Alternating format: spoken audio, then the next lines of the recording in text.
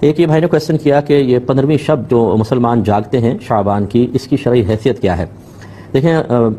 دوسرے دلائل سے قطع نظر میں آسان سی بات آپ کو سمجھاتا ہوں۔ مسند امام احمد بن حنبل کی روایت ہے کہ وَمَا رَآهُ الْمُؤْمِنُونَ حَسَنًا فَهُوَ عِنْدَ اللَّهِ حَسَنٌ، جسے مسلمان اچھا سمجھیں وہ اللہ تبارک و تعالیٰ کے نزدیک بھی اچھا ہے۔ اور مسلمان سے مراد سب یہاں پر شامل ہیں، یعنی اس میں مفتیان کرام بھی ہوں، علماء ہوں، مشائخ ہوں اور عوام ہوں، صرف عوام کا نہیں ہے اعتبار۔ تو اس کا مطلب دیکھیں اب یہ 15ویں شب